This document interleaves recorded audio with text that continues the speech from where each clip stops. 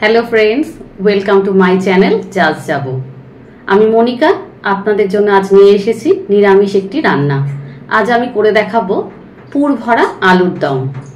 Staff potato বা পুর ভরা আলুর দম আমি আজকে করে দেখাবো ছানার পুর দিয়ে। তার আগে আমাকে আলুগুলোকে কেটে নিতে হবে।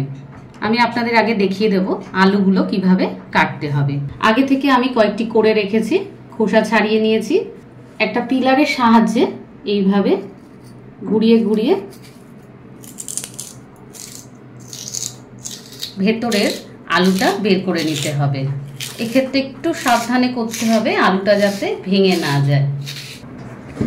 দেখুন, এই যে একটা পিলারের সাহায্যে আমি আলুর ভেতরের কিছুটা অংশ এইভাবে বের করে নিলাম। এর মধ্যে আমি পুরটা ভরবো। বাড়িতে যদি ছোট আলু না থাকে তাহলে এরকম বড় আলু নেবেন, নিয়ে দুটো টুকরো করে নেবেন।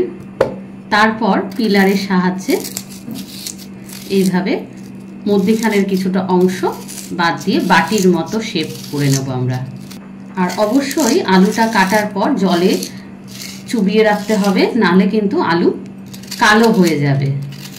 খুব সাবধানে করতে হবে যাতে আলু ভেঙে না যায় বা দুদিকই এরকম ফুটো না হয়ে যায়, তাহলে কিন্তু পুরটা বেরিয়ে যাবে। দেখুন হয়ে গেছে। এবার জলে কিছুক্ষণ ভিজিয়ে রাখতে হবে। আমি আরেকটি আলু করে দেখাচ্ছি আপনাদের, যাতে অসুবিধা না হয়। এই যে বাটির মতো তৈরি করে নিয়েছি। আলুর থেকে যে অংশগুলো বেরোচ্ছে এগুলো ফেলে না দিয়ে অন্য তরকারিতেও ব্যবহার করা যায়, অথবা এই পুরটা যখন আমি বানাবো আপনি ছানার সঙ্গে এটা আগে ভালো করে ভেজে নিয়ে হাত দিয়ে ভালো করে মেখে ছানার সঙ্গে মিশিয়েও ব্যবহার করতে পারেন। এই ছানাটি আমি বাড়িতেই বানিয়েছি। 1 লিটার দুধে লেবুর রস দিয়ে ছানা কাটিয়ে নিয়েছি, তারপর খুব ভালো করে জল ঝরিয়ে নিয়েছি। এবার এই ছানাটিকে আমি একটু পুর বানিয়ে নেব। কিছু মশলার সাহায্যে মশলা মিশিয়ে আমি এটা বানাবো। চলুন এবার শুরু করি রান্নাটা। আমি মশলার একটা পেস্ট তৈরি করে নেব। এখানে আমি নিয়েছি আদা, নারকেল কুচি, চারমগজ আর বাদাম। বাদামটা আমি একটু জলে ভিজিয়ে নিয়েছি, তাহলে খুব ভালো পেস্ট হয়। এই সব উপকরণ একটা মিক্সিং জারে নিয়ে খুব ভালো করে পেস্ট করে নেব।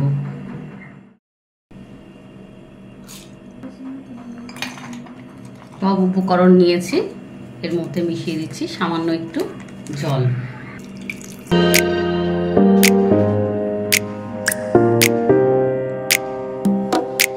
ছানার পুর বানানোর জন্য আমি কড়াই একটু সর্ষের তেল নিয়ে নিলাম।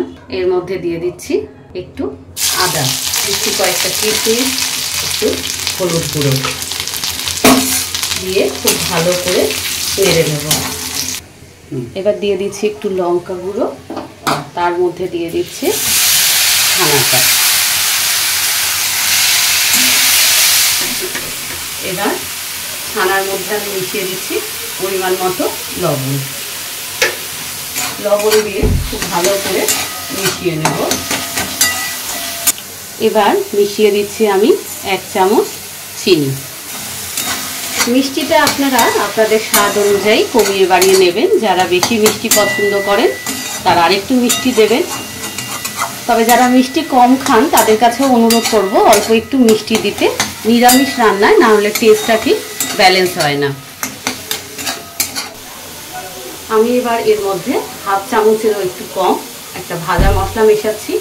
এই মশলাটা আমি গোটা জিরে, গোটা ধনে, রাঁধুনি, মৌরি আর গোটা গরম মশলা কাঠখোলায় ভেজে তারপরে গুঁড়ো করে বানিয়েছি। এটা একটা খুব সুন্দর ফ্লেভারও হয় আর টেস্টও হয় অসাধারণ। এই মশলাটা দেওয়ার পর খুব ভালো করে মিশিয়ে নেব, যাতে মশলাটা ছানার সাথে খুব ভালোভাবে মিশে যায়। আমাদের ছানার পুর তৈরি হয়ে গেছে। এবার একটু ধনেপাতা কুচি ছড়িয়ে দিলাম, দিয়ে ভালো করে ঠান্ডা করে নেব। আলু ভাজার জন্য আমি কড়ায় তেল গরম করে নিচ্ছি। তেল গরম হলে আলুগুলোকে লাল লাল করে ভেজে তুলে রাখবো।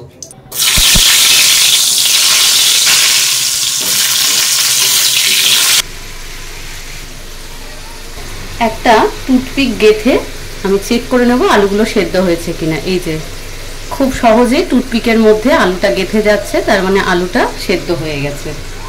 এবার এই আলুগুলো আমি তুলে নেব, নিয়ে বাকি আলুগুলো ভেজে নেব। আলু ভেজে তুলে নিয়েছি। এবার তেলের মধ্যে আমি ওই গ্রেভিটা বানাবো, তার জন্য তেলের মধ্যে দিচ্ছি গোটা গরম মশলা ফোড়ন, দিচ্ছি একটু গোটা জিরে, দুটো তেজপাতা। ফোড়ন ভাজা হয়ে গেছে। এবার আমি এর মধ্যে মিশিয়ে দেব মশলার পেস্টটা। এবার এর মধ্যে আমি একে একে মিশিয়ে দেব হলুদ, লঙ্কা, এই উপকরণগুলো। মিশিয়ে দিচ্ছি 1 চামচ হলুদ গুঁড়ো, দিচ্ছি 1 চামচ লঙ্কা গুঁড়ো। আপনারা যদি ঝাল বেশি খান তাহলে আর একটু বেশি দিয়ে নেবেন, কম খেলে কমিয়ে নেবেন, এটা আপনাদের স্বাদ অনুযায়ী লঙ্কাটা বাড়িয়ে কমিয়ে নেবেন। দিচ্ছি 1 চামচ জিরে গুঁড়ো, খুব ভালো করে মিশিয়ে নেব।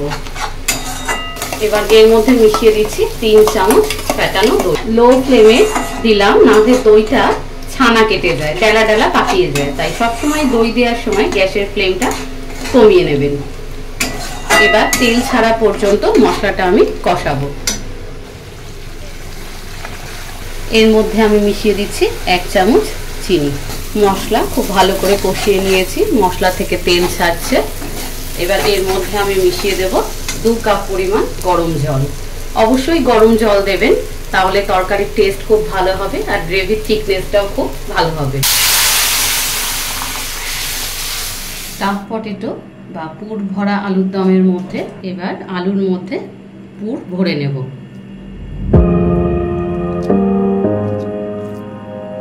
এইভাবে ভাজা আলুর মধ্যে আমি ছানার পুরটা ভরে নিচ্ছি।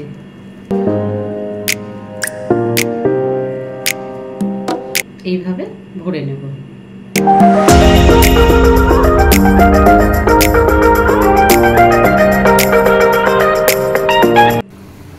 আমাদের পুর ভরা আলুর দমের গ্রেভি ফুটছে। আগে লবণটা দেয়া হয়নি, আমি এখন পরিমাণ মতো লবণ দিয়ে দিচ্ছি। গ্রেভি ফুটছে। এবার এর মধ্যে আমি আমাদের ভাজা আলুর মধ্যে পুর ভরেছি, সেই আলুগুলো এক এক করে দিয়ে দিচ্ছি। খুব বেশি নাড়াচাড়া করব না, তাহলে পুর বেরিয়ে যাবে। আপনারা যেরকম গ্রেভি পছন্দ করবেন সেই অনুযায়ী জল দেবেন।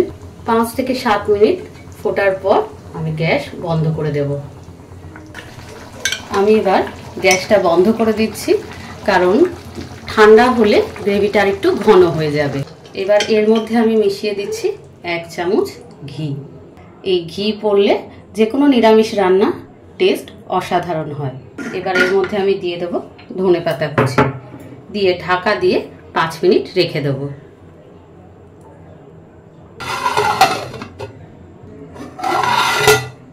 আমার আজকের রেসিপি ছানার পুর ভরা নিরামিষ আলুর দম রেডি টু সার্ভ।